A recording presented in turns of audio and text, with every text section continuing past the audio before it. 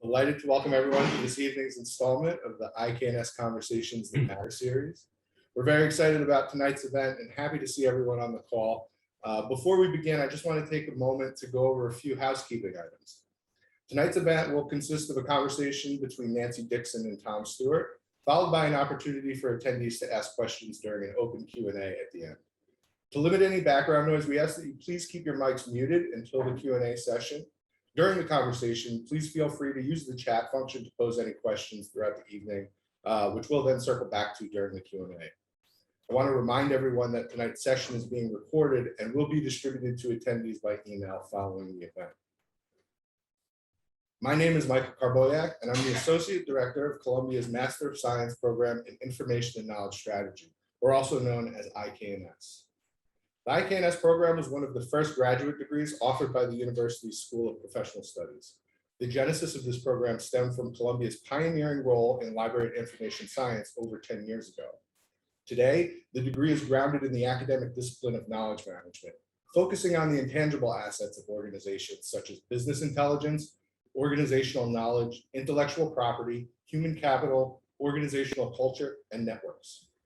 Over the past 10 years, the IKNS program has become a community that extends far beyond the walls of the classroom.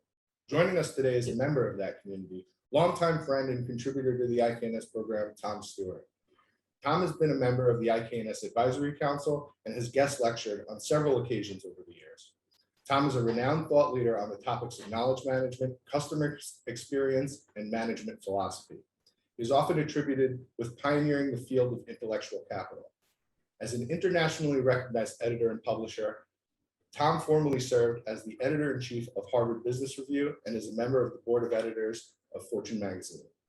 His writing has appeared in Strategy and Business, Fortune, Business 2.0, Inc. magazine, Financial Times, Harvard Business Review, The Hill, Industry Week, and Ad Age.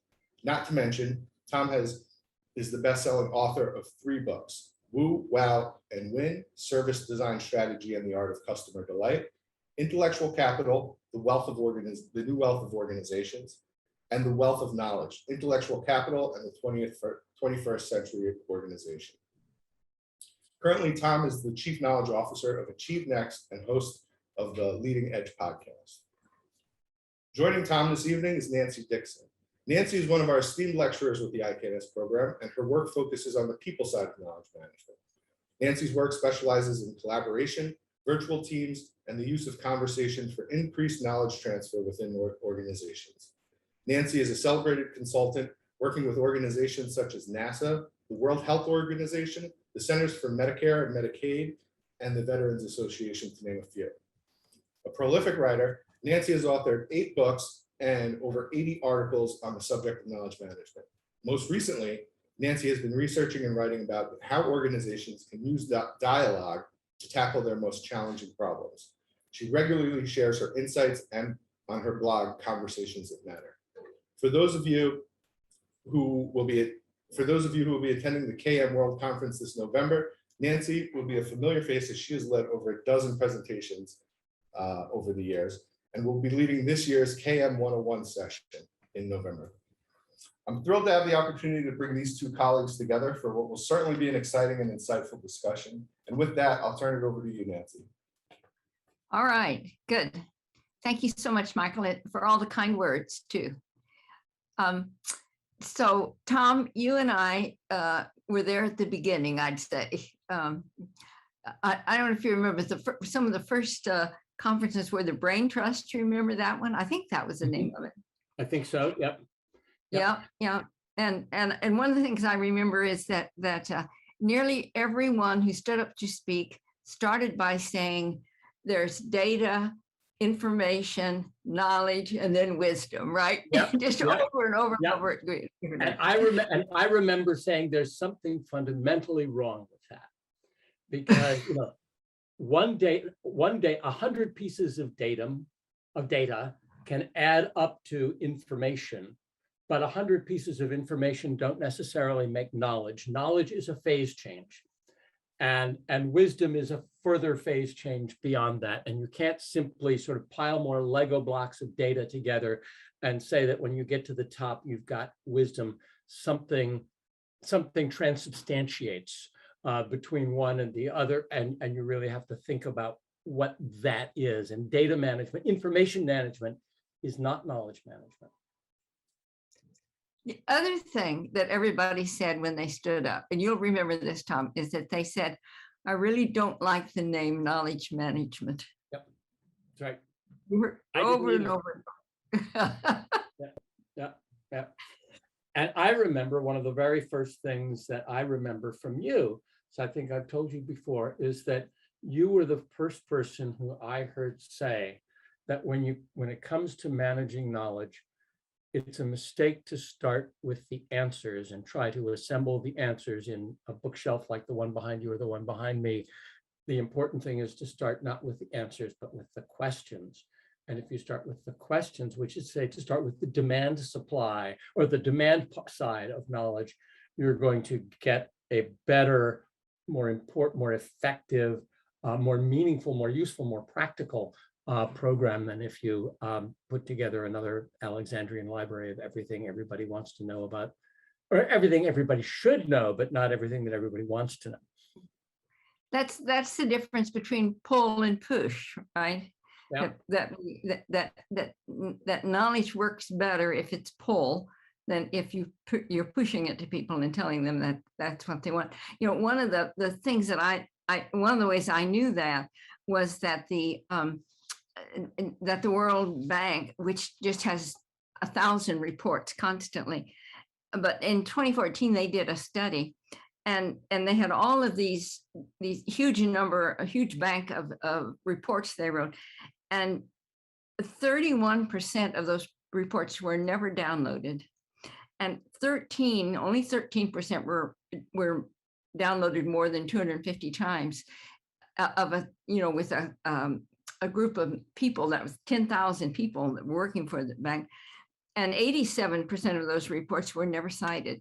So that idea that you can put knowledge together and it's going to be useful to people, I think the World Bank just really found that was not true.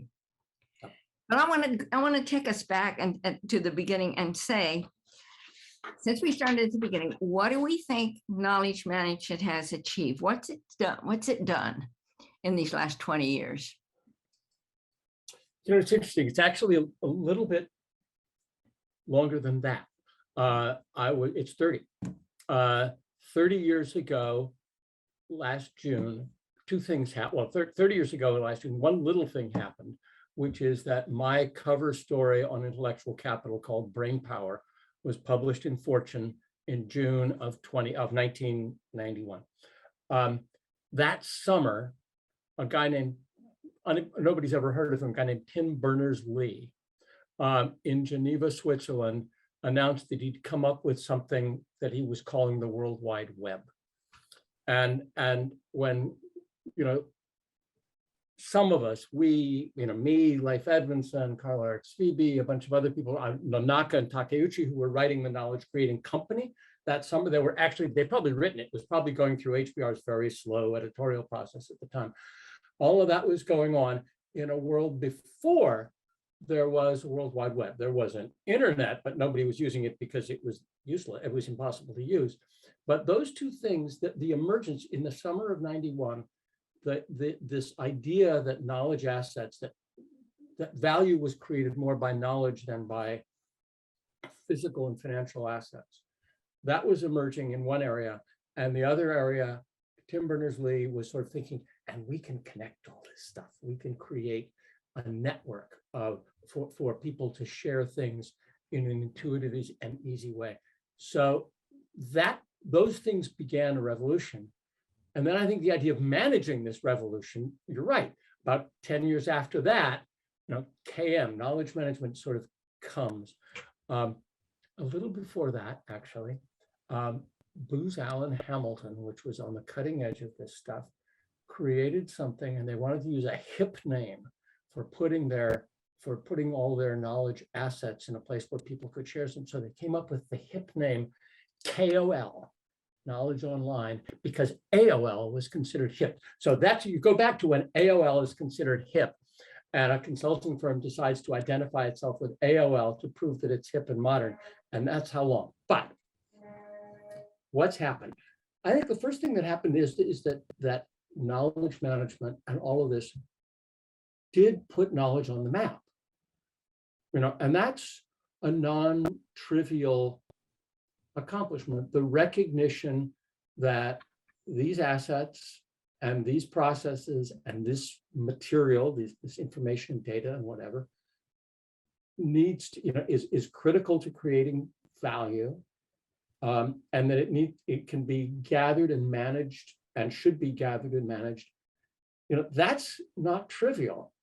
And now, 20 or 30 years later, last November, the Securities and Exchange Commission issued a ruling that all public companies must report material human capital information to their shareholders, because they recognize that something like 75 or 80% of the stock market value of public companies cannot be explained by the tangible assets. So you ought to report to shareholders whatever is material, at least about human capital. Now, they left the definition of materiality up to companies, and it should vary from company, but that's an accomplishment.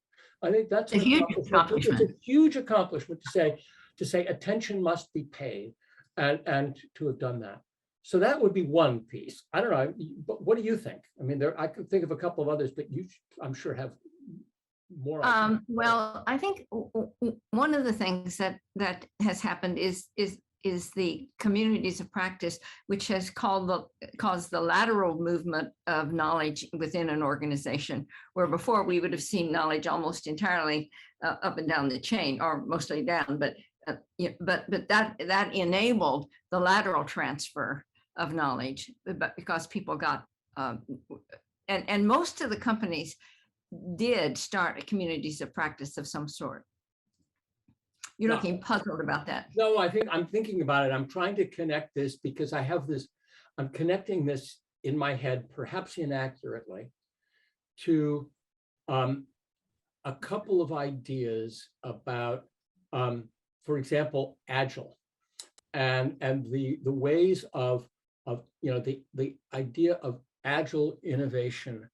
And part of what goes on with that is that comes out of software design, as you know, but the old thing was you'd go and you'd get your specs, and then you'd go do something, and then you'd show it, and then you'd go back and do it again, and things would go very slowly through a bunch of stage gates, which probably makes more sense when you're dealing with physical products than when you're dealing with knowledge products. But with knowledge products and services, you can iterate and reiterate so quickly that you can scrum, you can do agile, you can try and fail, you can have a whole change in innovation processes.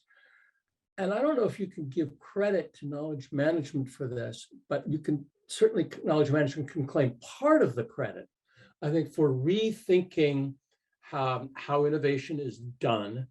I would bet you that innovation success rates are slightly higher. And I would certainly think that innovation speed is higher. The clock speed for innovation is higher. And I think that there can be some influence from knowledge management and the ideas of knowledge management in that. And if we were to take the work of Page seriously, who wrote The Difference, part of that innovation increase must be because people from different disciplines can now talk to each other. Yes. And we know that increases innovation. So that's, again, both a piece of the internet and a piece of knowledge management, I think. Yeah, and it's easier to coordinate and collaborate across functions in an organization. It's easier to bring, the salespeople, the marketing people, the product development people, the customer service people, easier to bring them into the same, the same virtual, increasingly virtual room to do that and get, so that you don't have that throw it over the wall stage gate kind of innovation, or you can speed up that process. Yeah. The other thing that I think CAM has done really well is help people increase the tactical operational work they do, so that it can be more coordinated, that it moves faster. But that it sort of begs the question that CAM has not in most organizations gotten to the strategic level. So that's, if we turn to that, what does KM still need to do? Then the whole issue of has KM in any company gotten to that level, and can it in fact be helpful at that level? So let's get back to that, but you made me think about something, because some of us are old enough to remember matrix management. There was functional management, then matrix management, right? And we all complained about matrix management, how kludgy and how difficult it was, because you had to bring in people horizontally and vertically to a matrix to sort of work on things. And you didn't know who your boss was. Exactly. And I remember sitting in a room interviewing the guy, and I've forgotten his name, who was the then CEO of Polaroid. And he was, this was when I was at Fortune, and I made some sort of, snorting comment about matrix management. And he said, everybody complains about matrix management, but everybody also says, hey, Tom, before you do that, make sure you go and check with Nancy. And go and check with Nancy has become much easier. And yeah. So I think that's true. But to your other point about the strategic point, I think that this has been a problem with chief learning officers, chief knowledge officers, all kinds of things, and it even goes back. Columbia's roots in library science. I remember years ago going to a convention. Guy St. Clair was there, of corporate librarians in Indianapolis, and I was there, and Stan Davis was there, and I was doing something about knowledge is a strategic thing, and knowledge is the source of value, and all the keynotes were about that, right? And all the breakout sessions were about best ways to shelve your collection of financial books, best ways to, and the keynote, all the working sessions were very, very tactical, and they were two different worlds.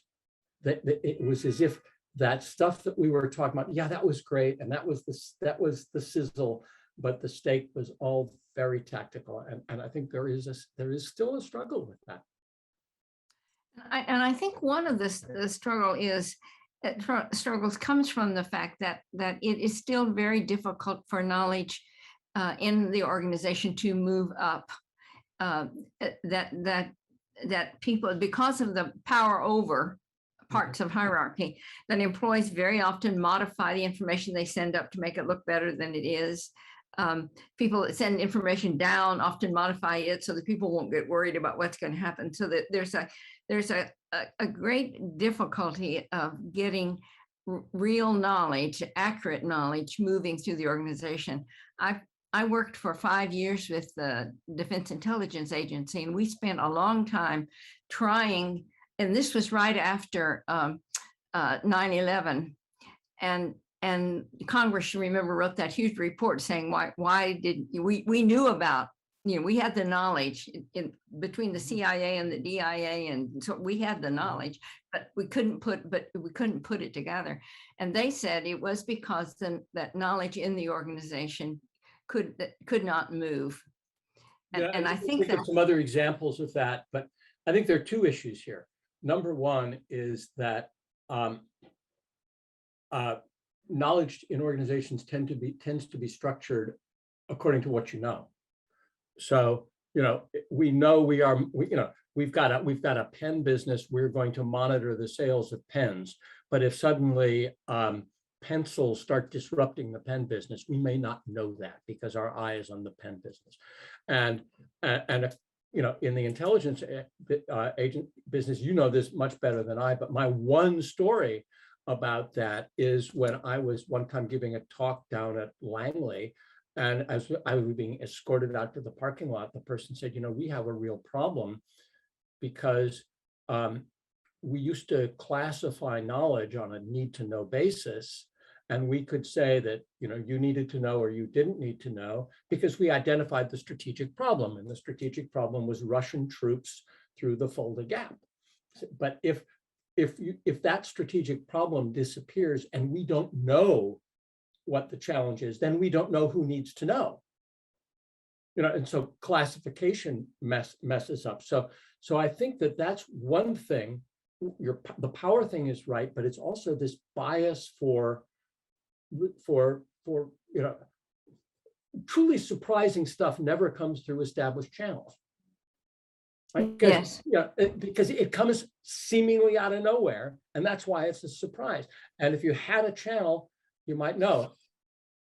Although the other example, the other story about this is people that I was thinking about is that if you take a look at the financial crisis 2008 and the meltdown in bonds and credit default swap, all those financial derivatives.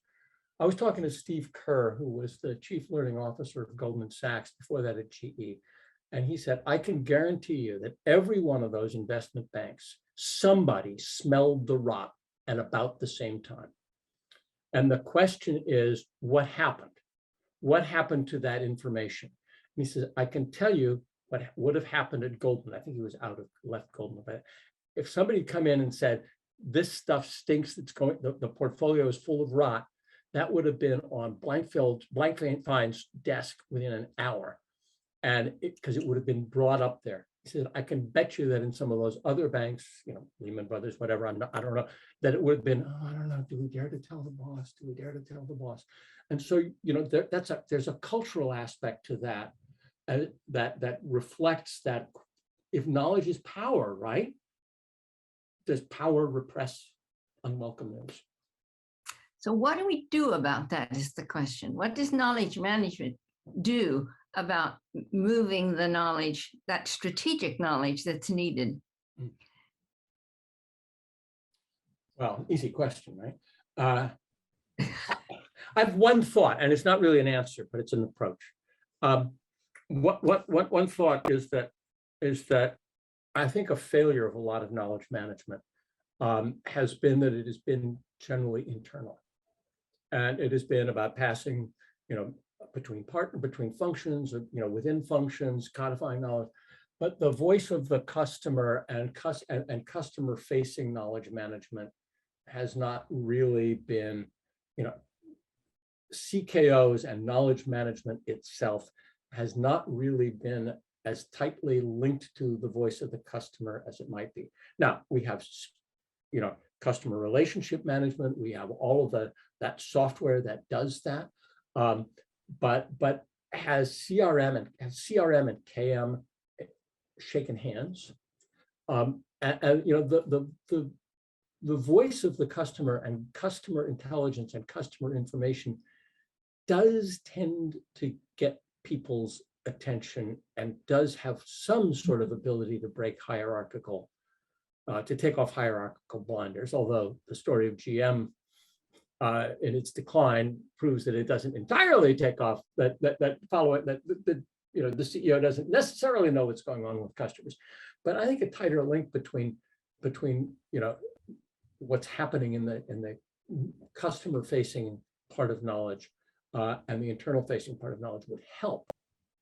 I don't know. What do you think? Yeah. I mean, you've worked with government, and you've worked with prisons, and you've worked with all kinds of places where, where these issues are, where there's not a customer necessarily to have authority. How do you do it?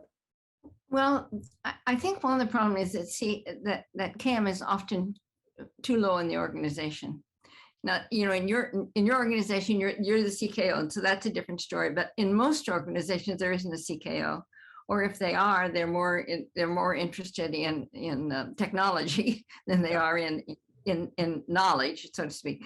But I had the last time when I was talking with Larry, someone put into the chat a question, and this person says, I was hired as the KM person, but all they want me to do is to work on the databases and create the databases. And what can I do? What can I do to show them that there's more to KM than this? So I think that's a piece of the problem is that people are low enough in the organization that they're following orders rather than creating opportunities for knowledge. Yeah, and they're the chief stewards of the SharePoint site, and it is tactical. One of the things I've been thinking about, and when I was last at, or a couple of years ago, 4 years ago maybe, at CAM World, I did a little talk about this. But in all of the work that has been done about customer experience, and my last book is mostly about that, there is this metaphor of the customer journey, right? And the customer is introduced at the beginning, and maybe it's through advertising or whatever, walks in the door, and then there's the various touch points in the customer journey. And it does seem to me that there is people who talk about customer journeys talk about the line of visibility. That's where I can see the customer and the customer scene. How deep can the customer see into the organization?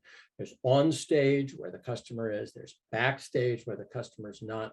But it seems to me that along that whole customer journey, there's a knowledge journey. There's an internal knowledge journey, what we know and what we need to know at each touch point, and how we pass that knowledge from one place to the other. And there's a customer knowledge journey, what the customer knows, where the customer is getting that knowledge, where we want the customer to get that knowledge, what the customer needs to know to make a decision. And if you could sort of think about that, there might be a way for somebody who's in a lower level KM position to sort of try to find let's identify a touch point. Let's identify an interaction between company and customer. Let's ask the question, what knowledge do our customer-facing people need to bring to that touch point? Where do they get it? And what knowledge do customers bring to that touch point, and what do they not have, and where do we? And how do we work that? And you might be able to find a champion somewhere, somebody somewhere who would say, oh, that's a cool idea. And you might be able to make something happen and then, land and expand from there. I think that's right. Finding a way to prove that it works is, I think, the key. It makes me think of Kanoko when they were starting there.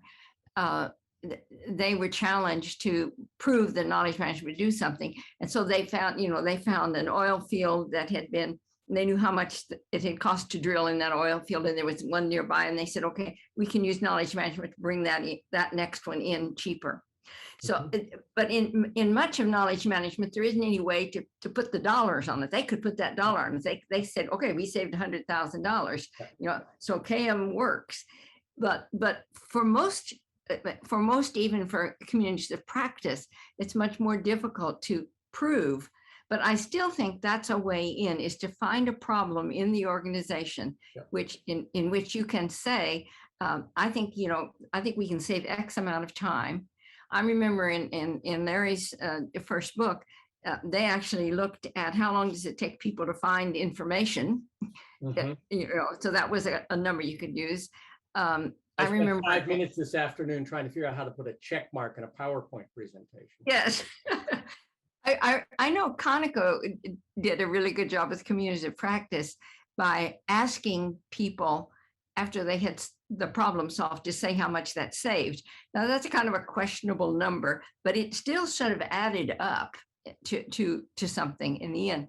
So that's my best shot at what you could do, but it is a problem in organizations. Well, and I think the other thing is you've landed on something important, which is to sort of say, let's take a look at a significant business challenge, a strategic challenge, an operational challenge. Let's identify something that would get the attention of somebody in the C-suite. And bringing in an oil well less expensively, that's a big deal for an oil company. And then, but identify that and then say, all right, what can KM and what aspects of knowledge management can address that? I know when I'm talking at IKNS, I've used a couple of times an example of two different strategic problems in the same company. Cemex, the big Mexican cement maker, has basically two lines, multiple lines of business, but they're of two types. And one is making cement, which is a highly capital intensive, big macho kind of thing. One of the fun things about being a business journalist is you get to go see things like automobile factories and airplane factories and locomotive factories. And well, if you want a macho factory, cement making is like super macho, highly capital intensive, throws off a lot of cash, commodity business. They also have sort of the concrete and aggregates business, which is like pouring, is buying ready mix at Home Depot to put on your garage floor. Much more, informal, much lower capital intensity. The first one, their strategy, absolutely, they wanted to grow, they wanted to expand, but you do not expand in a highly capital intensive commodity business by going and building.